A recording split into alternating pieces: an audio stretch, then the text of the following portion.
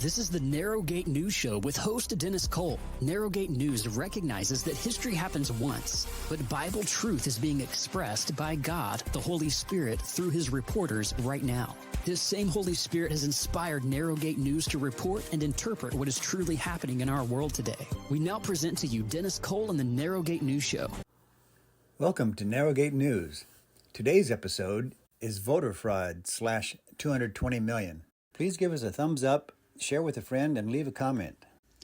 You may donate and partner with us at Zelle at 505-259-1282 or at PayPal at Dramatic Christian Ministries.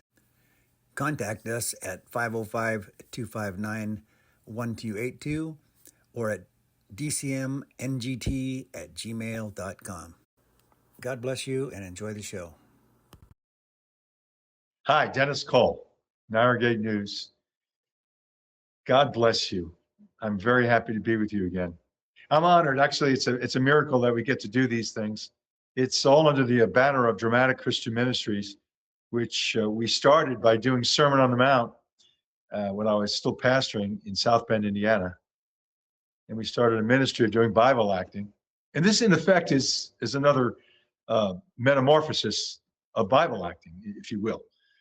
It's putting it into practice. It's where information meets transformation. That's our reality for Narrowgate News. The verse I wanted to give you is, "Do not be afraid or discouraged, for the Lord your God will personally go ahead of you." Deuteronomy 31, verse 8. I really feel strongly about that verse and the reality behind it. We are in a time where we're kind of going where we never went before.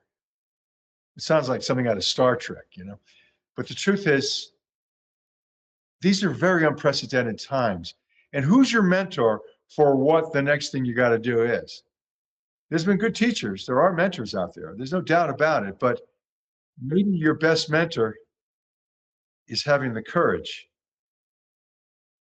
to step out and know that you've learned a lot, but you got to put it into practice now. Like Jesus says in Matthew 7, the end of the Sermon on the Mount, "He who hears these words of mine and acts upon them." And that's what we need to do. We need to act upon it. We need to be able to see things as they are. We're calling the show today Voter Fraud / 220 million. Donald Trump got on the air last week, gave a very important speech. Maybe you watched it. Maybe if you went on Fox, you got Bret Baier saying, "Well, we don't agree with Donald Trump about the election in 2020. We don't agree." Before the man even opened his mouth, you got Fox News. Yeah, fake news. Bret Baier letting us know that the president is wrong. He's wrong. This is the 2 + 2 = 5 that's out there, folks. This is what I mean by stepping out of the boat and walking on water. We all know that Jesus walked on water. Sinners, God haters know that. But did you know that Peter walked on water? Yeah. He walked on water. And then he got into self-consciousness. That's what the culture does. And he lost it. I'm not criticizing Peter. I'm actually complimenting him. I'm giving great praise for what he did. But let's do better. We've got to grow. Even Columbo. I'm going to quote Columbo here. Peter Falk. "If the January 6th defendants were the criminals, why did Biden pardon the investigative committee?" One more thing, man. One more thing. I got one more thing, man. What is the motive? Who has the motive? Who has the motive for the crime? Okay, who has the motive? Oh, you're getting mad at me, Mrs. Smith. Okay. I'll get home to my wife in a minute. But who has the motive? Mrs. Smith, you have the motive. And I'm going to prove that you are the murderer. Okay? Bye-bye. And that is what we need. We need a little bit of Columbo. Yeah. I want to show you Elon Musk being interviewed. Elon Musk is just dealing with some of the realities that we're dealing with when we talk about voter fraud. And Fox News tells us, oh, no, we don't believe that the election was a fraud, 220. I want you to know, I was at January 6th. And the night they cleared everybody out, they quarantined the streets or something. I mean, quarantine, whatever the word is. You had to get off the streets. I went to this major, important hotel there in DC, right near the Capitol. And all these Antifa people were, how do I know Antifa was there? They wore their Antifa shirts. During the day, they wore their MAGA hats, but at night, they wore their Antifa shirts. Ooh, I wonder why they did that. Oh, wow. Well, maybe 2 + 2 = 5. And you know in your heart, 2 + 2 = 4. The Antifa there, because they were there to make the thing look like MAGA was involved completely. That's just another point I want to make. But let's watch Elon Musk for a minute here. Just watch. Not just the populist right, but the far right. In fact, very fringe parties in some countries. No, I support the normal people. Okay. What do you call the far right? Falsely. You think is the normal person. Okay. Yes.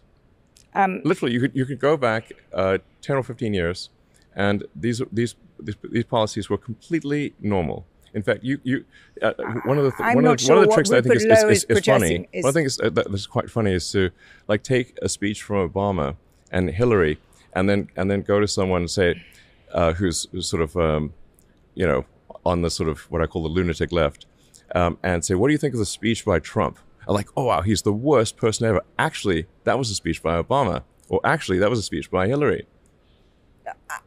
I agree. No, I agree that the center of gravity in this country has shifted. Certainly, the Democratic Party shifted to the left. But that's not what I'm talking about. I'm talking about people like Rupert Lowe. I'm fringe talking right, about please. People. It's actually just normal people. It's just normal people. It's just normal people. And and here are the principles. And tell me which of these sound terrible. That we should have secure borders. That we should have safe cities. That we should have sensible spending. Which of those three are far right fringe? No, and I would like to just admonish you and the media for the absurd characterization of the far right. It is false and misleading and nonsense. Please keep this part in. We'll keep all of this in, but let me Don't cut this part. Let me push. You know, I saw Elon Musk about 6 months before Donald Trump's assassination attempt on July 13th, 2024 in Butler, Pennsylvania. And the tragedy, for those who are heartless, who say, oh, well, it was a fake, ask Corey Compertore's wife and daughter, because he was assassinated instead of the president. That is a deep, deep-rooted tragedy. It's not a fake, it's real. They want you out of the way. But Elon Musk changed after that. Robert Kennedy Jr. changed. There was a change. There was a wake-up call. And look at, you see Elon Musk. I saw him 6 months before. He was so on the fence. He said, oh, I don't care. I don't care about this. And he's using the F language, terrible language, F-bomb all over the place. He didn't care. He was a lefty. He was just pleasing everybody. He wasn't too wild about Biden. He said, I guess I'd vote for Biden. Well, for what it's worth. But look what he says here. The right wing is normal. It is true, friends. The right wing is normal. If you want a Bible quote, the righteousness of God, the right side of God. I'm not talking politically. That's why it's so true what I'm saying. It's right to see what's wrong. And it's wrong to call right wrong. But it's right to call wrong wrong. I want to show you just a quick clip from Joe Pags. Donald Trump, just that great quote about the 220 million voter registrations China got a hold of. China, the same place where Donald Trump went to visit recently. Very diplomatic, but he brown bagged it there.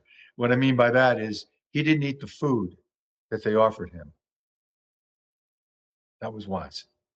Just watch this, about 35 seconds. Thanks. The president looked at the American people. He looked at the world, basically, because it's being broadcast everywhere.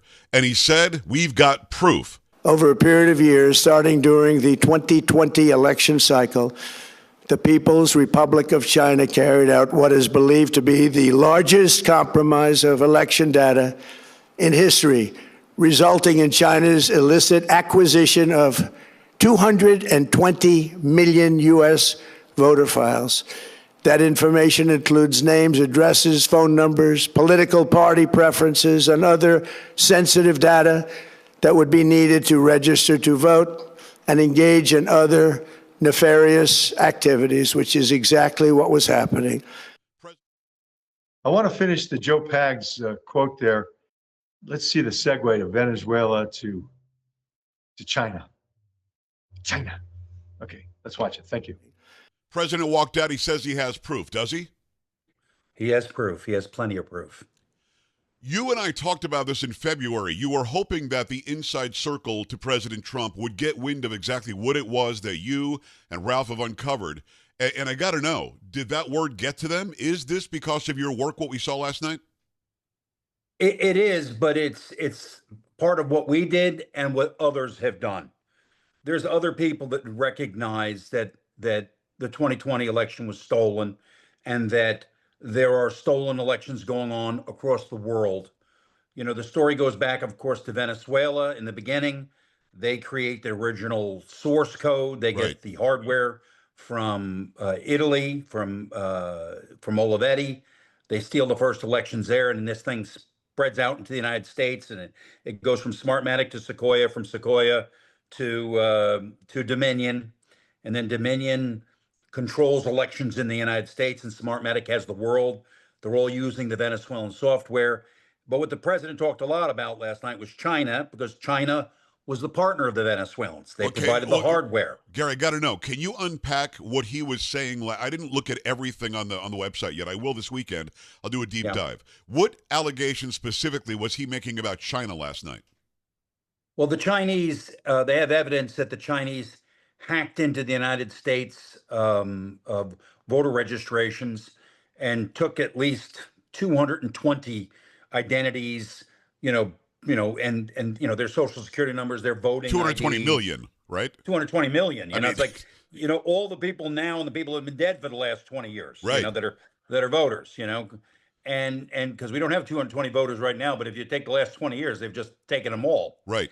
And so he was able to demonstrate that foreign actors are interested in manipulating the American electoral system, and that they have used their state, intelligence capabilities, technical abilities to do so, and they've intervened. And so the Chinese got caught with a very, very big theft, over 200 million. And I had mentioned to you when we met earlier, and when you interviewed me earlier, that we had recruited engineers from Venezuela, the engineers that built the source code, the engineers that operated the system, the engineers that we brought here, and they testified. But part of the problem was in the United States, inside of Trump's own government, inside of Trump's own DNI and Trump's own CIA, people were there blocking. There are large numbers of people still in the government who are on the payroll of the Cuban intelligence service and the Venezuelans and leftist organizations that would do anything to stop President Trump, to stop any kind of conservative movement. They want to destroy our republic. Right. And this is a battle for the future of America. Okay. Ron Carter, why don't you come on for a few minutes with me? Let's talk to me. Hi, Dennis. How are you? Anyway, so you're on the air, Ron. Yeah. Okay. So what are we talking about? I want to review the Trump speech. And there's three things that come to my mind. I saw three words come out of that terrific speech that Trump gave. It's only 25 minutes. One was China.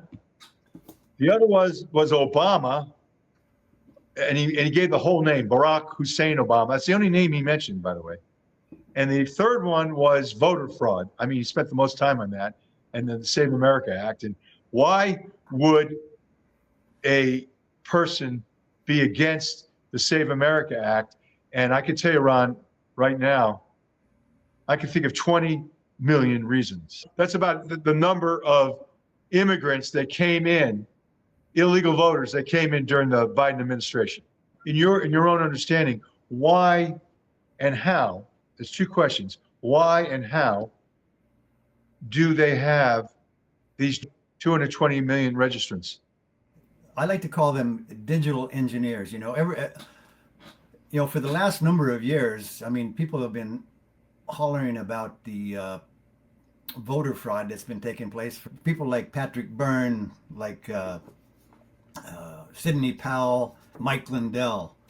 Mike Lindell was one of the first that came out with his chart on China and the manipulation of the votes. And of course that was all hogwash as far as the mainstream media goes. This was years ago.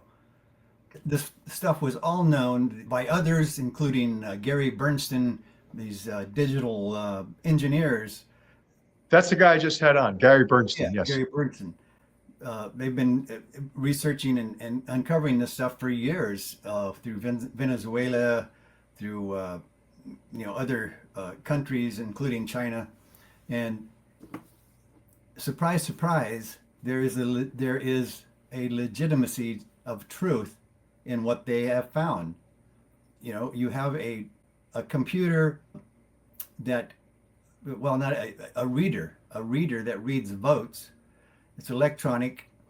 It can be manipulated. Who was involved in handing the ball off to China to do that? I don't know the specifics of who that is. There's just people out there that want to control the United States of America and where it can go. And during the Biden administration, who's in control of the United States of America? Well, it's commonly called the deep state. And, right. And that deep state is a group of individuals, I mean, you can see it even in his last days as he was not even able to get up on a podium and speak. Yeah. He was being controlled by others that have the strong purpose of destroying America as it is. Okay, I want to bring up something else, though I want to agree with you. The deep state. Now, Donald Trump, is he fighting off the deep state now, even as president? Yes or no? Yes. Of course. Of course he is. And now he mentions the FBI director, Kash Patel, the Central Intelligence Agency director, Tulsi Gabbard, terrific job, terrific. She's taking care of her husband. She had to resign. But we have new investigation. Look at the energy Donald Trump had about about this information he's got. You can see he's excited.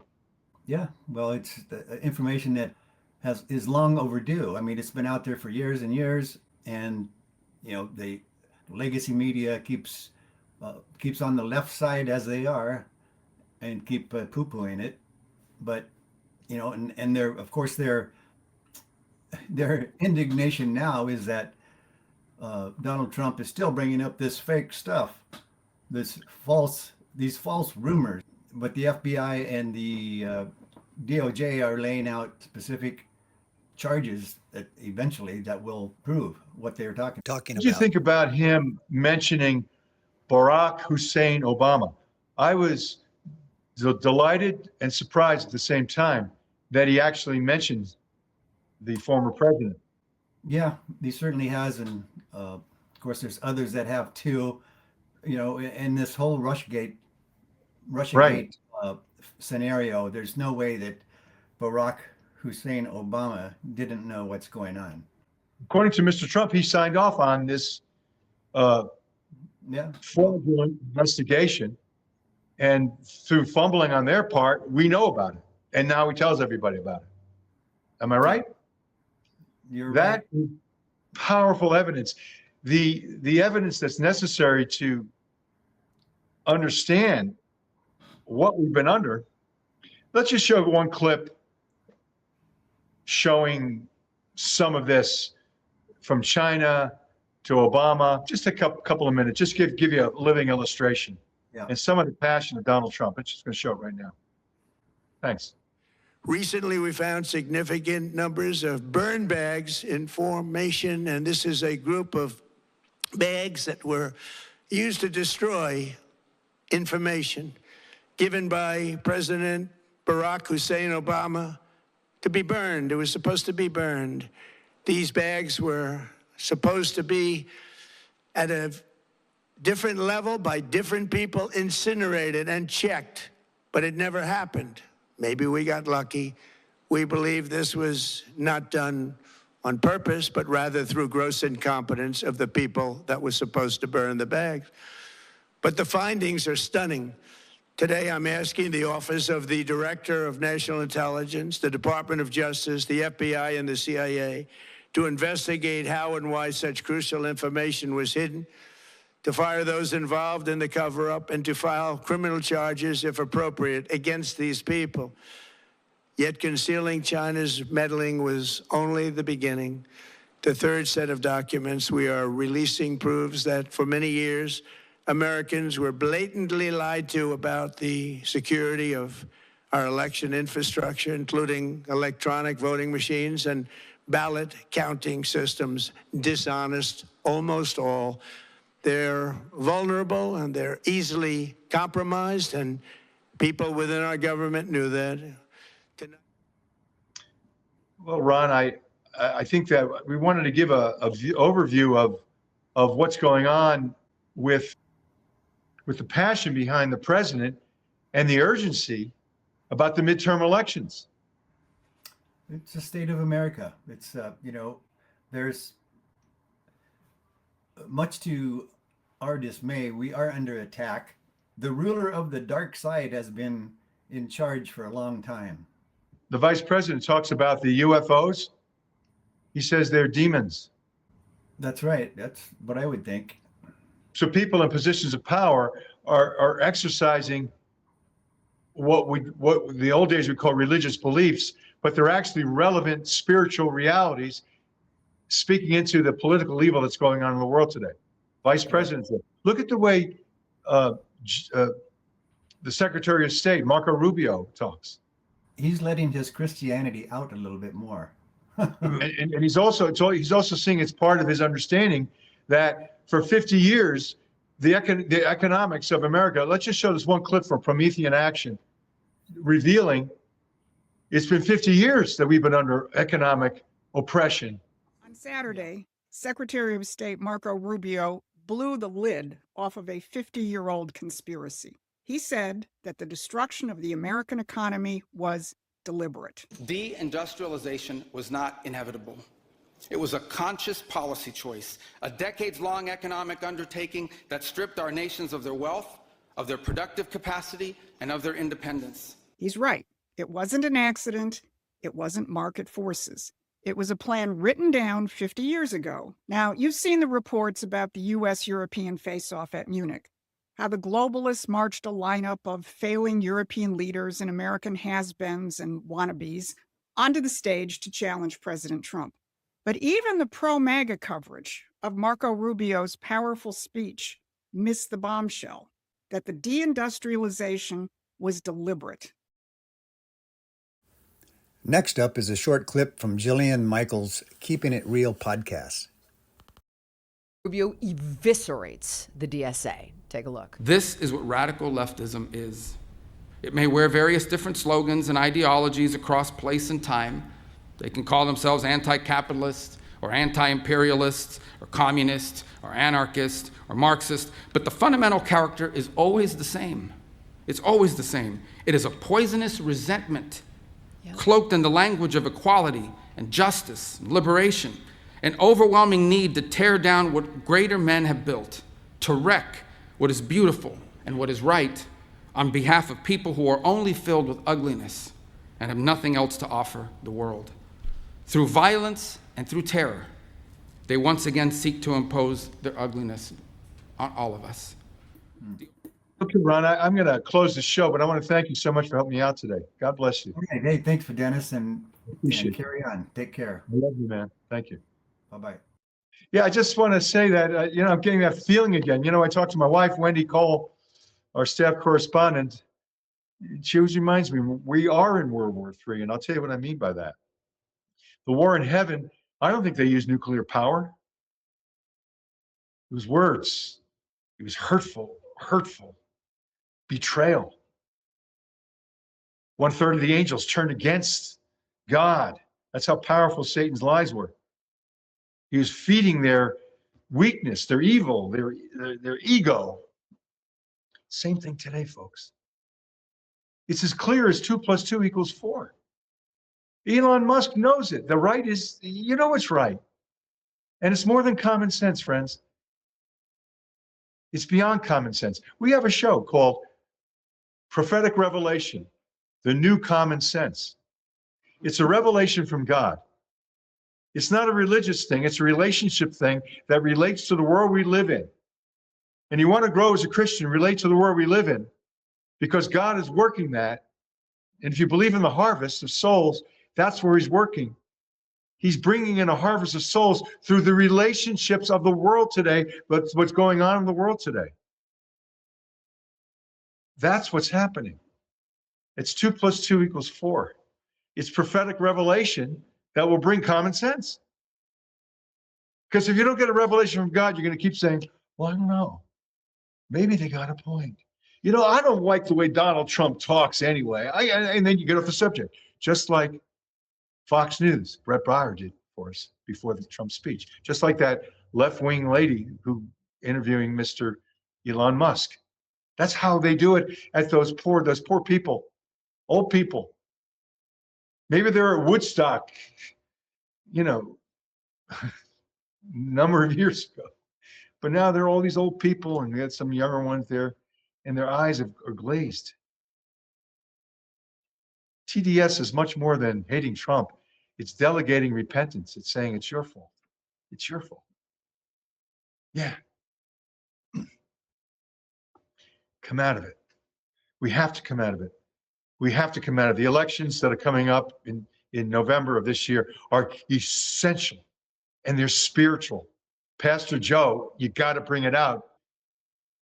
Pastor Pedro, we've got to do it. We have to do it. I know Narrowgate News will do it, God willing. I'm Dennis Cole. Thank you so much. God bless you. God bless you, and thank you for watching today's Narrowgate News Report. Please give us a thumbs up, give us a comment, and share with your friends. You may donate and partner with us at Zelle at 505-259-1282 or at PayPal at Dramatic Christian Ministries. Contact us at 505-259-1282 or at dcmngt@gmail.com. Thank you for participating in our Narrowgate News Show. We hope you have experienced with our host, Dennis Cole, great insight into current events. We look forward to sharing more with you on our next broadcast of Narrowgate News with host Dennis Cole.